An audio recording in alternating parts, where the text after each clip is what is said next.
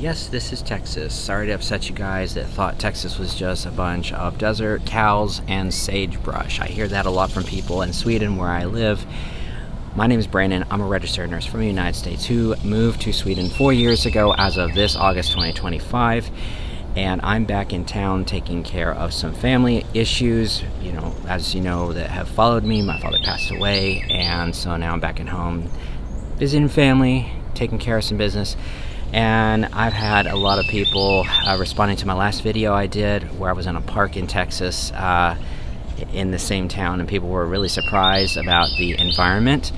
I will say I only have my equipment with me that I brought. You can only take so much on an airplane.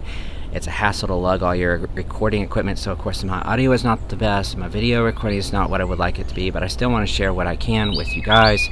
My goal eventually is to make enough money off YouTube to buy a set of DJI microphones, which I think is really going to enhance my videos, but I just got to keep putting out content, and hopefully I can raise enough money to be able to do that.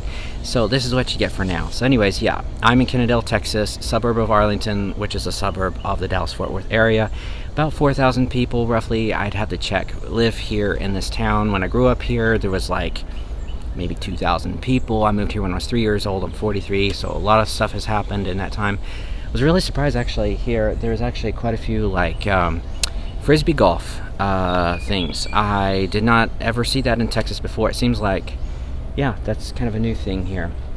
But anyway, yeah, this video is about reverse culture shock. So I did a reverse culture shock video about 2 years ago, and a lot of people were like, that's not a thing, and it is. If you go on the internet and Google it, it really is. It's basically when you go back to your home country, maybe you've been used to certain things, you've adapted to life in the new country, and now you come to your old country and things could have changed. Maybe things aren't the same as when you left, or maybe you've just gotten so used to the new country and now you have to like unlearn or readapt to the life that you left behind.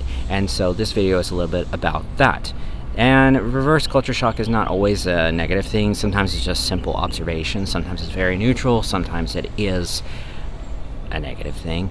And sometimes it's a positive thing. So yes, so first off I'd say is the language. When you learn a language, like say for example I learned Swedish fluently, you don't just change, you don't just learn a language, you also learn a way of thinking, a way of expressing yourself. You learn different mannerisms. And so one thing I've noticed, I'm catching myself, I literally just did it a while ago. I passed a guy and I said, hey, and in English, especially where I come from, it's very disrespectful to say hey to someone you don't know, because it's usually like you're trying to get their attention.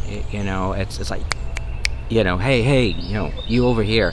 But if it's your buddies, of course hey, what's up, but you don't do it like to an older person or whatever. And of course people fall all over on the spectrum on that, but the way I was raised, yeah, you don't do that. It's very disrespectful. But since hey means hello in Swedish and you do it all the time, it's like baked in my brain.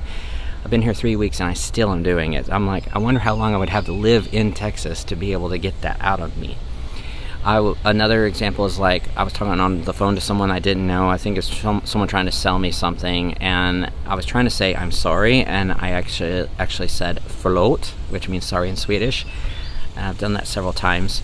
Another thing is like words that are very close to English. Like for example, the word absolute means absolutely, and I was telling my friend, hey, let's meet up. He's like, we should meet up at say 3 o'clock Friday. I'm like, absolute. I'd say another big thing is just everything has changed so much. It's crazy. In 4 years, all the new highways going up, all the construction, all the new building. It's pretty shocking. The traffic was already bad when I left, and I'm like, it's like way worse now. So that's another huge reverse culture shock, because like in Sweden,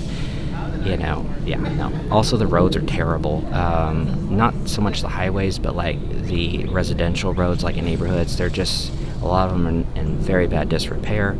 I think part of it is the soil structure here. It's there's a lot of yellow clay, and it gets so hot in the summer and then it gets cold in the winter, and so all that expansion and contraction of the dirt underneath kind of like cracks the roads, and it costs a lot of money to repair. And you're talking about, the state of Texas here is like, yeah, it's got more people than, Sweden. In fact, the greater Houston Metroplex has about the same people as all of Sweden. So it's a lot of people to take care of, a lot of money to go into maintain the infrastructure. But in Sweden, yeah, it's one nice thing is like there's construction a lot, but I think generally speaking, the roads even out in the country are pretty well maintained. Another thing, and this is a positive thing, and that is I feel a little bit more comfortable here because I don't feel like I'm being judged. You can walk around, you can wear whatever clothes you want, look however you want. If you want to go to the store in jogging suit, if you want to go in blue jeans, if you want to go in nice clothes, nobody cares. But like in Sweden, it's kind of like it kind of depends on where you live, but I do feel more cognizant of the fact that people are judging you by how you dress. So it's nice. I feel a little bit more comfortable in that regard. And this is another positive about, positive culture shock is how much cheaper produce is, like fruit and vegetables, and also meat. And I've gotten some feedback from people. They're like, yeah, but it's almost the same in Sweden for certain things. But I'm like, yeah, but you have to understand salaries in Sweden.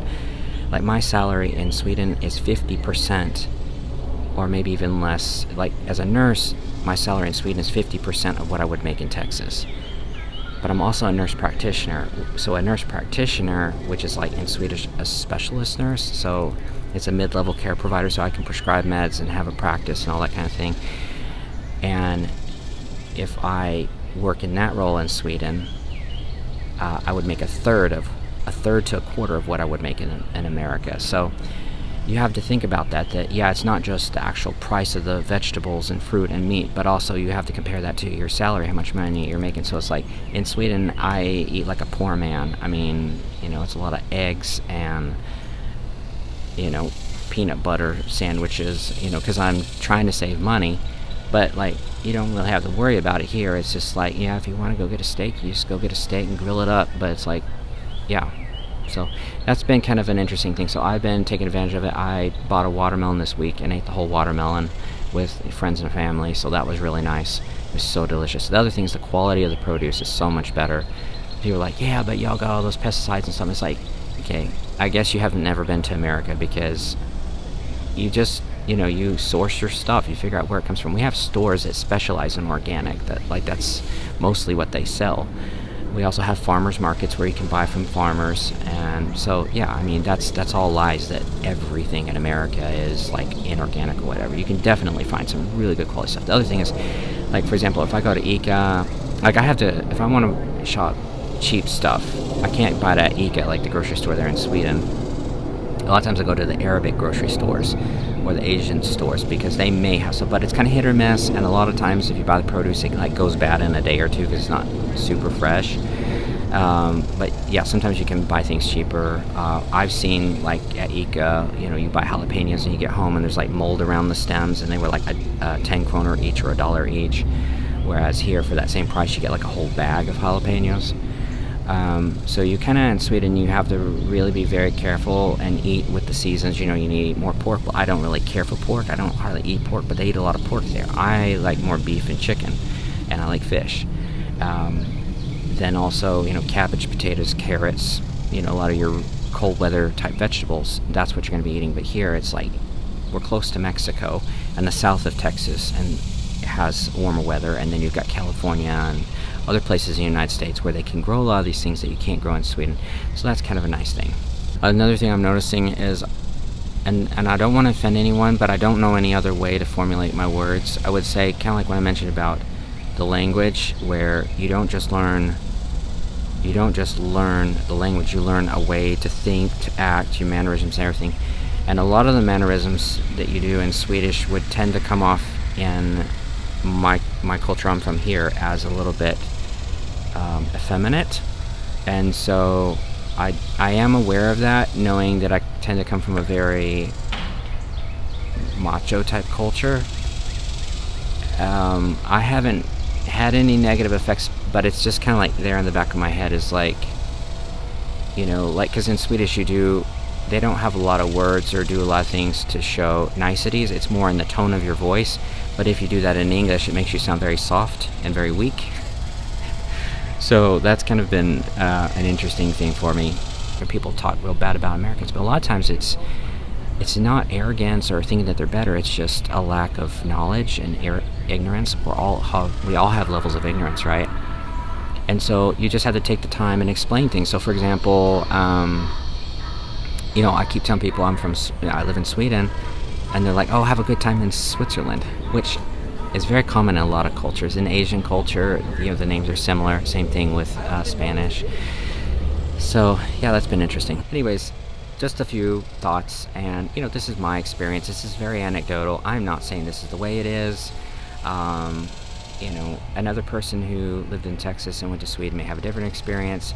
A person who lives in Sweden and comes to Texas is going to have a unique experience. This is totally anecdotal. This is very subjective. There's no science behind this. Just sharing my thoughts, and that's what I love about this platform, is being able to connect with y'all and hear, bounce ideas off you guys and kind of hear what y'all have to say and what y'all think as well. It's very interesting. So thank you guys for the love and support. Thanks for liking and subscribing if you enjoy this content. It really helps me out. Maybe I can finally get some money to get some better equipment and get me those DJI microphones. That'll be really exciting. So anyways, thanks again, and have a wonderful rest of your day.